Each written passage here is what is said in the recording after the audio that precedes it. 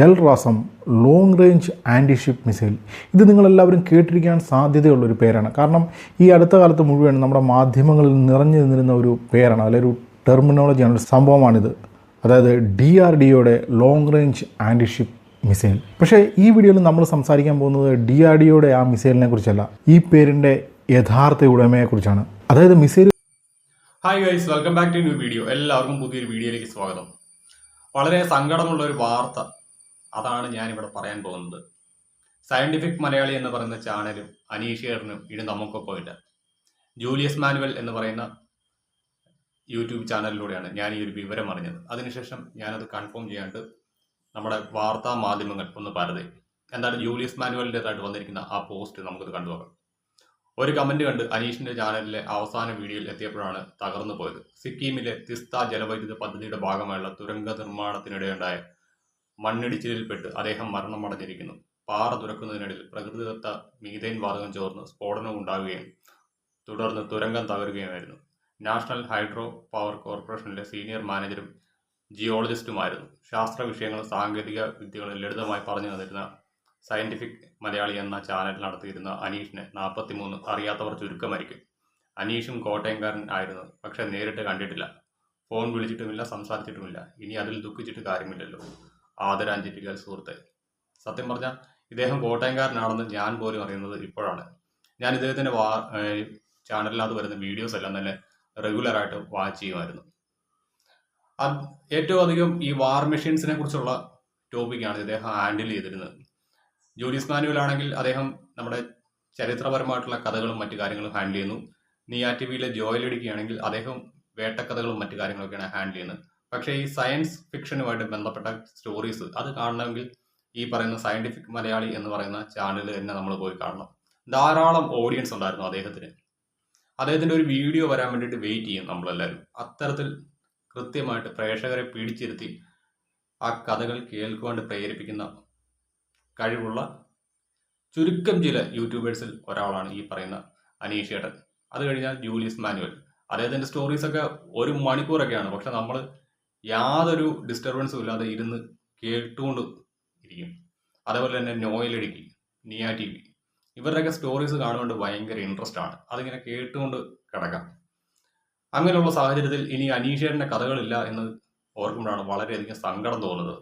എന്നാൽ അനീഷേട്ടൻ അവസാനമായിട്ട് അദ്ദേഹത്തിൻ്റെ ചാനലിൽ അപ്ലോഡ് ചെയ്ത വീഡിയോയുടെ കുറച്ച് ഭാഗം നമുക്കൊന്ന് കണ്ടു നോക്കാം. അപ്പോൾ നമ്മളിന്ന് സംസാരിക്കാൻ പോകുന്നത് വളരെ വ്യത്യസ്തമായ ഒരു സംഭവമാണ്. അതായത് നിങ്ങളെല്ലാവരും തന്നെ കടൽ കൊള്ളക്കാരെ കുറിച്ച് കേട്ടിരിക്കാൻ സാധ്യതയുണ്ട്. അതായത് 15-ാം നൂറ്റാണ്ടിലും 16-ാം നൂറ്റാണ്ടിലുമൊക്കെ മനുഷ്യൻ വ്യാപകമായി സമുദ്ര സഞ്ചാരം നടത്തിയിരുന്നു. ഈ 15-ാം നൂറ്റാണ്ടിലൊക്കെ ഈ സമുദ്ര സഞ്ചാരം എന്ന് പറഞ്ഞാൽ ഒരു പുതിയ ടെക്നോളജി, അല്ലെങ്കിൽ ഒരു പുതിയ അറിവാണ്, അല്ലെങ്കിൽ ഒരു പുതിയ ഡെവലപ്മെൻ്റ് ആണ്. അങ്ങനെ യൂറോപ്പിൻ്റെ പല ഭാഗങ്ങളിൽ നിന്നും മഹാനാവികരിൽ നിന്ന് ചരിത്രം വിശേഷിപ്പിക്കുന്ന പലരും ലോകത്തിൻ്റെ പല ഭാഗങ്ങളിലേക്കും സഞ്ചാരം നടത്തി.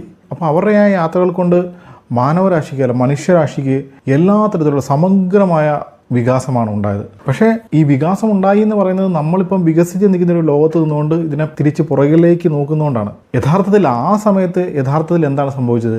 ഈ മഹാനാവികരെന്ന് നമ്മൾ ഇന്ന് വിശേഷിപ്പിക്കുന്ന മഹാനാവികരെന്ന് ചരിത്രം വിശേഷിപ്പിക്കുന്ന സകലരും ടെക്നിക്കലി കൊള്ളക്കാരായിരുന്നു. അവരിൽ മിക്കവരും ഈ കൊള്ള നടത്തിയത് യൂറോപ്പിലെ അക്കാലത്തെ വലിയ രാജാക്കന്മാർക്ക് വേണ്ടിയായിരുന്നുകൊണ്ട് തന്നെ അവർ ചരിത്രത്തിൽ മഹാന്മാരായി പ്രതിഷ്ഠിക്കപ്പെട്ടു. ഓഫ് കോഴ്സ് അവരെല്ലാം മഹാന്മാർ തന്നെയാണ്, എനിക്ക് അക്കാര്യത്തിൽ സംശയമൊന്നുമില്ല. അവരുടെ അഭൂതപൂർവമായ മാരിടൈം നാവിഗേഷൻ സ്കില്ലുകൊണ്ട് അവർ മഹാസമുദ്രങ്ങളെ അടക്കി വരിച്ച ആൾക്കാർ തന്നെയാണ് ഈ പറഞ്ഞ സകലരും. ഈ നമ്മൾ കൊള്ളക്കാരെന്ന് പറഞ്ഞവരും മഹാന്മാരെന്ന് പറഞ്ഞവരും എല്ലാം അത്തരത്തിലുള്ള ആൾക്കാർ തന്നെയാണ്.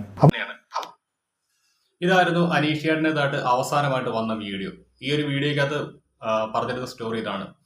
സോവിയറ്റ് യൂണിയന്റെ ഒരു അന്തർവാഹിനി കടലിൽ മുങ്ങിപ്പോകുന്നു. അത് അമേരിക്കയുടെ സ്പൈ ടീം അവിടെ നിന്ന് മോഷ്ടിച്ചു കൊണ്ടുപോകുന്നു. ഇതായിരുന്നു ആ സ്റ്റോറി. ആ സ്റ്റോറി ഞാനൊന്ന് പൂർണ്ണമായിട്ടും കണ്ടതാണ്. അടുത്തതായിട്ട് അനീഷേട്ടൻ എന്തൊരു സബ്ജക്റ്റാണ് കൊണ്ടുവരുന്നതെന്ന് കാത്തിരിക്കുകയായിരുന്നു. അതിനിടയിലാണ് ഈ ഒരു ദുഃഖവാർത്ത വന്നത്. എന്നാൽ ഇതുമായി ബന്ധപ്പെട്ട് നമ്മുടെ മാധ്യമങ്ങളിൽ വന്ന വാർത്ത അതൊന്ന് കണ്ടുനോക്കാം.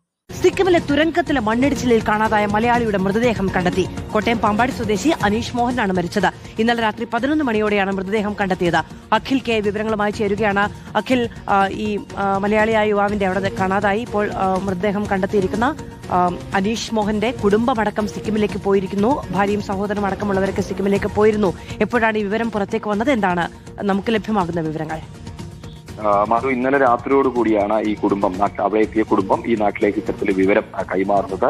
അനീഷിന്റെ മൃതദേഹം, അതായത് ജീവനറ്റ ശരീരം മാത്രമാണ് കണ്ടെത്താൻ കഴിഞ്ഞ, ജീവനോടെ ലഭിച്ചില്ല എന്നുള്ളത് ഏറ്റവും ദുഃഖകരമായ കാര്യമാണ്. മറ്റ് നടപടികൾ, അവിടെയുള്ള പോസ്റ്റ്മോർട്ടം മറ്റ് നിയമ ആശുപത്രിയിലെ നടപടികളും പൂർത്തിയാക്കി ഇന്ന് തന്നെ കേരളത്തിലേക്ക് കൊണ്ടുവരാൻ സാധിക്കും എന്ന് തന്നെയാണ് മനസ്സിലാക്കുന്നത്. അതിനുവേണ്ട നടപടികൾ അവിടെ നിന്നും ആരംഭിച്ചു എന്ന വിവരമാണ് എന്തായാലും അവിടെ എത്തിയ ബന്ധുക്കൾ, അതായത് അനീഷിന്റെ സഹോദരനും മറ്റും ഭാര്യയും ഭാര്യയുടെ സഹോദരനുമാണ് അവിടേക്ക് പോയിരുന്നത്. അവർ നാട്ടിലേക്ക് കൈമാറിയ വിവരം ഇത്തരത്തിലാണ്. ഇന്നലെ രാത്രി 11 മണിയോടുകൂടി ഈ മൃതദേഹം കണ്ടെത്തി എന്നുള്ള വിവരമാണ് എന്തായാലും ഇപ്പോൾ ഈ നാട്ടിലേക്ക് അറിയിച്ചിട്ടുള്ളത്. മധു,